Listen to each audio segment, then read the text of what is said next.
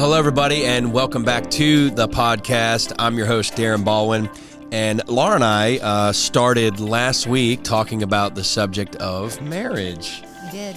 And I really enjoyed that, and I really enjoyed doing the series here at the church on marriage. Yeah. It really helped me a lot. I know. I said we need to do another. It really did help me a lot, and somebody said one time, one of the most important institutions in society as a whole is marriage, and it's probably one of those things that people get the least bit of training on. Well, I was going to say too, a marriage is worth investing in. You know, my father, he has a law degree, and to keep up his credentials, every year he has to listen to so many tapes and log so many hours to be able to call himself, Frank Davis, attorney at law. And so many other professions are like that. They have to go through, training teachers. Yep. They have to go through yearly trainings and things like that to be able to keep up their credentials. But marriage is such an important institution. One of the most important. If not the most important, yet it's something that very few people will invest in on a regular basis. Yeah, it's absolutely the truth. And, we started our marriage with the idea that we had a lot to learn. I think we did. I mean, we did, the whole pre-marriage counseling and read books and, all those things. And I think, moving forward in the first few years, we probably realized we have a lot of room to grow. Yeah. But what happens is you get busy and, you're doing your work or your career, your calling. Distracted. And yes, kids come along. Kids. Oh, that was a huge distraction. Financial pressure comes. I mean, it's just busy work schedules, wrestling, all kind of things. Yeah. So what happens, like we said, was your marriage kind of gets pushed to the back burner. Yep. And either that or you just go into kind of maintenance mode. But where things kind of start to become challenging is when problems start to surface. Yeah. And then you realize, wow, I probably need to take some time and refocus on my marriage. Or you realize maybe just how unprepared you are to navigate through the challenges that you face in your marriage. Yeah. So during those times, we're faced with an opportunity. I like that. And it's either that we're going to allow our marriage to continue to go maybe in a not so good direction. Yeah. Somebody said one time, and I think it's powerful, the thing is either growing or it's dying. Yeah. There's no middle ground. Well, you're either drifting apart or you're headed, or the two, you're in the process of becoming one. So it's it's the path you've got to choose. Yeah, and I agree with that. One of the things I've been seeing, Laura, with marriage is that problems or challenges often uncover deficiency. Yeah. It uncovers maybe an area that you're lacking in, a skill set that is very raw or undeveloped. So problems, we really have to change our mentality as it comes to problems. I used to look at problems as problems. Now I look at problems as opportunities for growth. I love that. Somebody said, and I love this quote or fact, they said that, I don't know one of the Asian countries, maybe the Chinese, they said that they don't have a word in their vocabulary for problem or challenge, one of those two. Their word for that is opportunity. But we faced many opportunities, and I'd like to say that it's mostly been on my end, where I blindly don't realize that I am the source of a problem. And what we do in marriages, as we've talked about, we do the blame game, right? Yeah. We're good at that. Oh, everybody's good at that. And listen, we're good at that. That started in Genesis chapter 3. Yeah. I mean, that was the very beginning thing. When sin opened up the door, the first thing Adam did was he blamed God and then blamed everything on his wife. But really, Adam, he should have taken responsibility.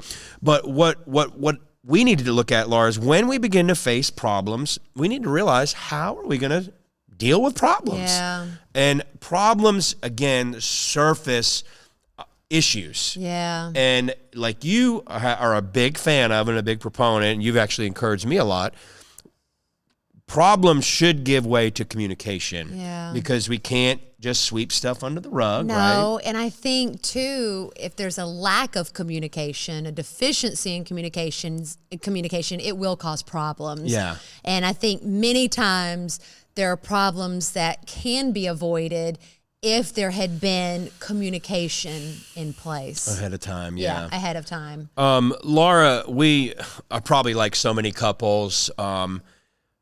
If there's an issue that's ongoing, that's uncommunicated on, not dealt with, or maybe one of the participants is ignorant that there is a problem, and maybe even the other one may not realize there's a problem, but here's how problems begin to surface. What I've noticed is one or both of the parties involved start to get frustrated. That's a sign. It is an absolute sign Yeah. that there's an issue here that maybe neither one of us are aware of at the time. Yeah. But now going through, 20 years of marriage, you start to pick up on like cycles and trends, and you realize Laura's MO is she will start to mount up in frustration, and then she'll, oftentimes she'll convey that frustration, and I kind of like pull back and say, whoa, where's this coming from? What is going on here? I'm thinking, this lady, she's missing it somewhere. She has not spent time in prayer. Maybe she didn't have her daily intake of the Bible today. But now going through this probably hundreds of times over 20 years, I've realized, and I take note immediately, Laura, not immediately, but quicker than I used to. I'll realize, okay, Laura's frustrated about something, and then I immediately go to myself and say, I'm probably not seeing something here. Yeah. And I start to go inside and think about, okay, what have I done maybe to produce this frustration? And more times than not, I'll come back and say, I'll pray about it. I'll think about it. I'll, think introspectively, and I'll say, okay, I can pinpoint something here and say, I probably should have done this and I didn't do that. Yeah. But again, it all comes back to problems are very natural. Yeah. But problems are not necessarily just problems in themselves. They're opportunities to realize we've got some areas that we need to improve on. I like that because I think sometimes problems scare people, and then all of a sudden they actually make it out to be a bigger issue than it really has to be. And then they're like, oh, we're growing apart. Oh, we can't get together on anything, and we're not seeing eye to eye. So they choose then to really go down or to begin to drift apart. Yeah. And instead of confronting the issue or the problem head on and to see it as an opportunity, like, okay, we need to grow. There's some things that we need to grow in, some things we're not seeing. Yeah. We're not clicking on all cylinders here. So again, it's like you have a choice, but it's like, how are you viewing it? Like you said, are you viewing it as a problem? Because if you are, you really can make it into a bigger problem than it is. I agree. Or are you seeing it as an opportunity that, all right, we've both got to grow in some areas so that we can become stronger? Because the stronger you become, it's not that you won't ever have any challenges or issues, but once you've overcome that problem and that issue, if it resurfaces again, well, you've already taken care of that before. It's like you'll quickly overcome, or you'll recognize it beforehand, and it won't even be an issue or a problem the second or the third time around. Yeah, I like that a lot. And you mentioned in the last podcast that I think it was 65% of all divorces originate from basically poor communication. We don't know how to communicate.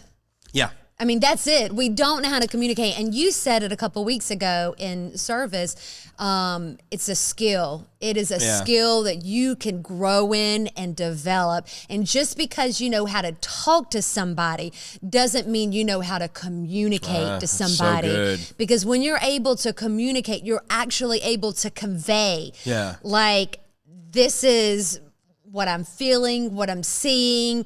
This is how it played out for me. I mean, you're able to really vividly get your point across where their eyes are opened and they're like, I'm seeing something I didn't see before. That to me is like communication. Just because you're pointing out the problem, does not mean that you're a good communicator. But when you're able to convey in such a way that your partner realizes, okay, now I'm seeing something that I didn't see before. And this is not just with your spouse. This could be with a coworker, a child, a parent, all kinds of different relationships that you have in your life. But if you're able to really convey and communicate in a way that their eyes are opening to, the issue at hand, then you're learning how to communicate. Yeah, and I love that because I'll be honest with you, in the last couple of weeks, Laura and I have had plenty of opportunities to practice what we preach. We just did a series on marriage, and we had a couple of bumps in the road, and I had some frustration. She had some frustration, but I feel very, very hopeful right now, and I believe that even on this podcast, you're getting ready to receive a shot of hope, because one thing that we uncovered in light of the skill set of communication, you brought forth an idea that basically said we need to communicate there's two parts. You said we need to communicate more regularly. So you suggested maybe having a time every week that we sit down and communicate, or if we're really in a jam and need extra communication, you suggested maybe we need to do something every day or as often as we need to. And it's not that, because we talk every day, but there's something different from talking every day and then actually communicating and going over, potential issues or, scheduling or, things that you've got for the week. It's different. So I asked you this question a few weeks ago. Yeah, I love this. And I love this. And you asked me the same question. And this really, this can really greatly improve and turn around any relationship that's in a bad place or just struggling or need some improvement. I asked you, what do you need? See, you established that we need to communicate regularly because we have busy lives. We run ministries. We have a family. We have other things. You established the need for communication. And then I asked you, what do you need me to communicate on? And you gave me some answers. And these are probably some things that apply to most people. Yeah. You said things like money. Yeah. Money is an important thing that makes families, relationships, a lot of stuff surrounds, goes around money.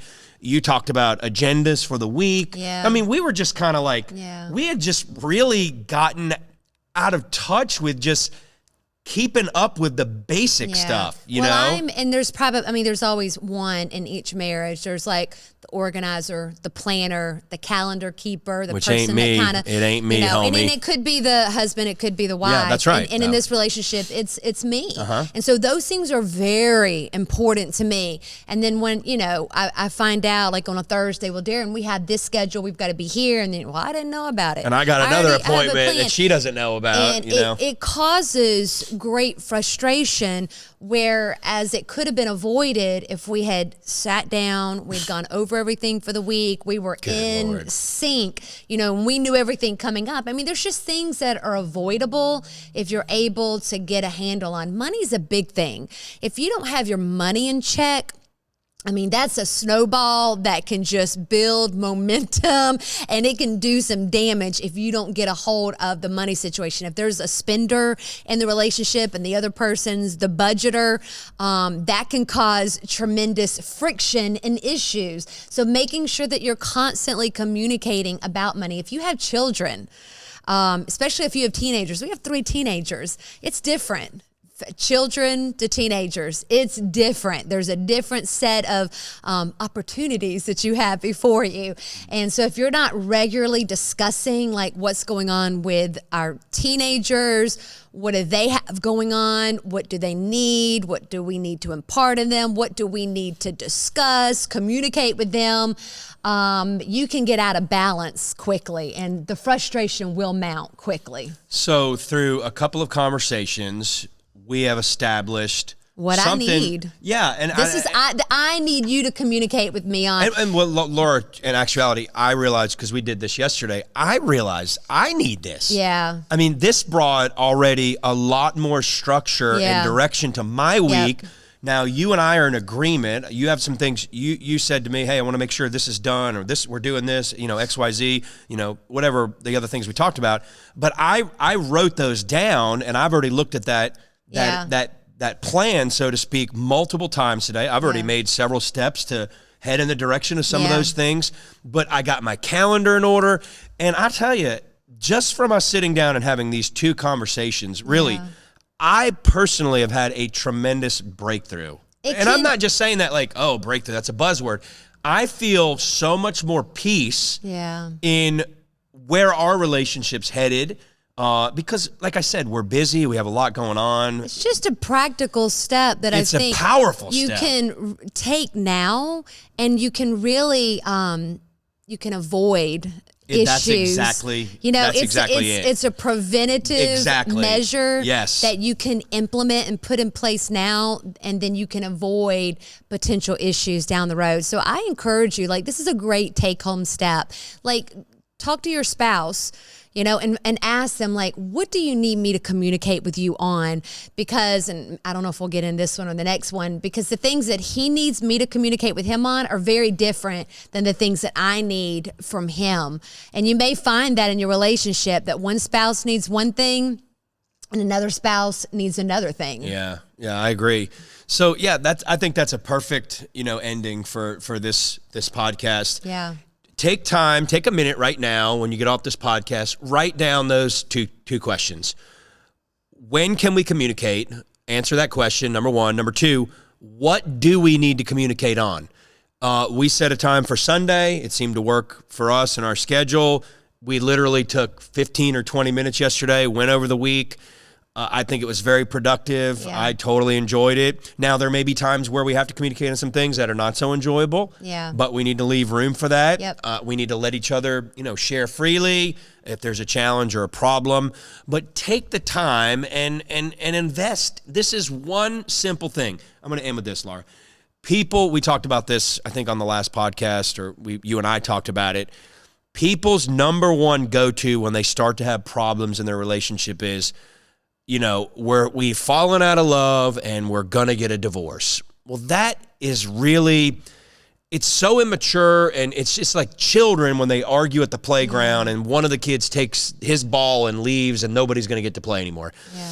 It's just immaturity. No, instead of the first thing we go to is divorce, we probably just need to sit down and have a little bit of a conversation.